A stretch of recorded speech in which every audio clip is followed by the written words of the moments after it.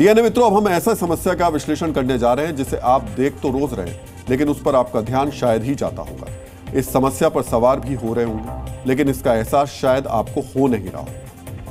Electronic rickshaw, जिसे भारत में e rickshaw, टुक टुक, टोटो जैसे नामों से जाना जाता है। आप में से कई लोगों के लिए रोज का परिवहन होगा, लेकिन क्या आप जानते हैं ये कितना खतरनाक है, कितना जानलेवा है? आंकड़ों की बात अगर आगे हम बाद में करेंगे, लेकिन सबसे पहले आपको बता दें कि इसके खतरे को देखते हुए भोपाल जिला प्रशासन ने आज से ही स्कूली बच्चों के ई रिक्शा से स्कूल आने जाने पर रोक लगा दी है। ई रिक्शा को बच्चों के लिए असुरक्षित मानते हुए प्रतिबंध पर एक आदेश जारी किया गया है। ई रिक्शा के खतरे का अंदाजा आप इस बात से ही लगा लीजिए कि मध्य प्रदेश के भोपाल शहर से पहले बिहार में स्कूली बच्चों के लिए ई रिक्शा को बैन कर दिया गया था।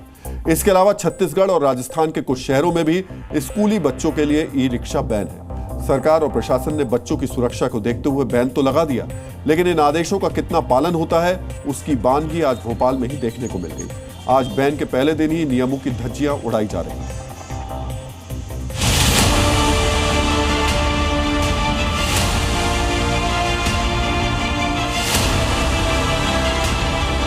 कभी भी पलट जाता है, बहुत सारे एक्सीडेंट होते रहते हैं इधर उधर करके।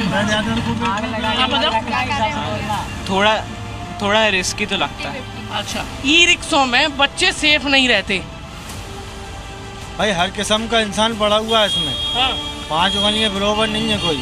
किसी को आता है चलाना, किसी को नहीं आता। बच्चे चला रहा है। ई रिक्शा में बैटरी वाला होता है, हल्का होता है, कहीं भी गड्ढे में कहीं भी कूद जाता है, कहीं भी गिर जाते हैं।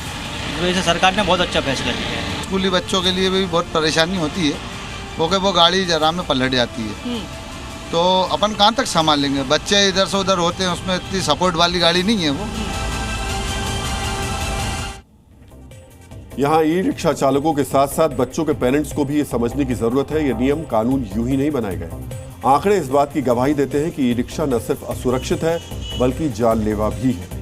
साल 2016 में देश भर में ई रिक्शा की वजह से हुए हादसों में 380 लोगों की मौत हो गई थी। 2017 से 2022 के बीच हैदराबाद में ई रिक्शा को लेकर एक सर्वे किया गया, जिसमें पाया गया कि 18% हादसे ई रिक्शा की वजह से हुए थे। देश में 25% ई रिक्शा चलाने वाले ड्राइवर्स के पास लाइसेंस तक नहीं है। देश में बिकने वाले 75% ई रिक्शा मानकों को पार नहीं कर पाते, यानी इनकी डिजाइन खराब होती है। इनमें सस्ती बैटरी लगी होती है जो कभी भी फट सकती है। ई रिक्शा को लेकर सबसे बड़ी दिक्कत यह है कि छोटे शहरों में ये ट्रैफिक नियमों का पालन नहीं करते, रॉन्ग साइड पर चलते हुए पाए जाते हैं। इनकी स्पीड लिमिट 25 किलोमीटर प्रति घंटा है, लेकिन इसका पालन कितना होता है आप भी रोज देखते ही होंगे। अप्रैल 2024 में प्रयागराज में एक बाइक सवार गलत तरफ से आ रही ई रिक्शा से टकरा गया। हादसे में उसकी जान चली गई। 2024 नोएडा में एक कार से टक्कर के बाद ई रिक्शा में सवार 2 लोगों की मौत हो गई। हादसे में 3 लोग घायल हुए। 2024 गुरुग्राम गलत साइड से आ रही ई रिक्शा से एक कार की टक्कर हो गई। हादसे में 2 लोगों की मौत हो गई, 6 घायल हुए। ऐसे न जाने कितनी ऐसी घटनाएं हैं जिसमें आप देखेंगे कि ई रिक्शा की गलती थी और उसकी वजह से लोगों को मुसीबतों का, यहां तक कि मौत का सामना करना पड़ा। ई रिक्शा सड़क पर चलती फिरती मौत की सवारी जैसी है। बच्चों के साथ साथ ये बड़े लोगों के लिए भी खतरनाक है। लिहाजा सरकार को न सिर्फ इन्हें स्कूली बच्चों के लिए बैन करने की जरूरत है, बल्कि ई रिक्शा के परिचालन के लिए ठोस नियम कानून बनाने की भी सख्त जरूरत है।